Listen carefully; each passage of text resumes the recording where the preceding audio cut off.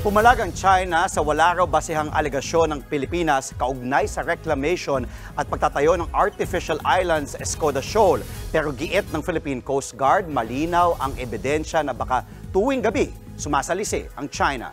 Nasa frontline ng balitang yan si Gio Robles. Ito ang dalawang sandbar sa gitna ng dagat na nadiskubre ng Philippine Coast Guard sa may Escoda o Sabina Shoal malapit sa Palawan. Nabuo ang mga sandbar dahil sa tinambak na patay at durug-durug na corals sa northeast portion ng Bahura. Ayon sa PCG, bagamat hindi pa lumilitaw sa ibabaw ng dagat, may 10 lokasyon pa sa paligid ng Escoda Shoal ang nakitaan nila ng mga tinambak na corals. Senyales yan na inuunti-unti raw ng China ang pagtatambak para gumawa ng artificial island kalaunan. Hinala ng Coast Guard, gabi ginagawa ng China ang pagtatambak at napigilan lang nang bigla silang mag-deploy ng barko sa Escoda Shoal noong Abril. The Chinese, whether sanctioned by the state or not, have already came up with a study on how to do island building in making use of the coral reef, in making use of crushed corals. Pumalag naman rito ang China. Wala raw sapat na basehan at puro haka-haka lang ang mga akusasyon ng Pilipinas para sadyang dungisan ang imahe nila at lokohin ang international community. Mas mainam daw na itigil na ng Pilipinas ang mga iresponsable nitong pahayag at bumalik na lang sa mapayapang pakikipagdialogo at konsultasyon. Buwelta naman ng Philippine Coast Guard, bistado na nila ang China, kaya hindi na raw nito kailangang magmaang-maangan pa. We have photos and videos to prove that.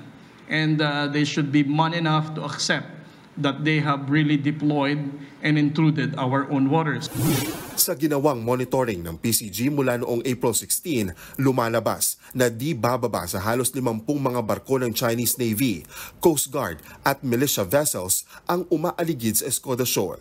Nakakabahala yan, lalo't 71 nautical miles o nasa 132 kilometers lang ang layo ng Escoda mula sa Palawan.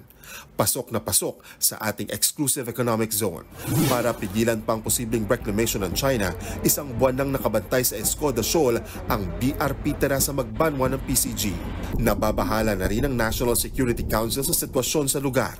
Kaya naglabas din sila ng direktiba sa PCG at AFP na paigtingin pang surveillance sa Escoda Shoal. This comes very close to Pag-asa Case 1, 2, and 3, partner. No? Again, crushed coral na naman. Obvious na it's from another place, nilagay doon, and now we are seeing it in Sabina Shoal. So yes.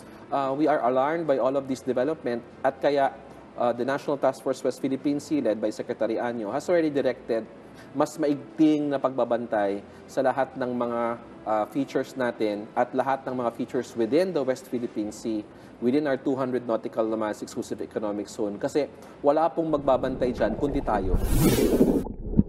Nagbabalita mula sa Frontline, Gio Robles, News 5. Mga kapatid, Jess De Los Santos po, huwag magpahuli sa mga umaaksyong balita at napapanahong issue sa bansa.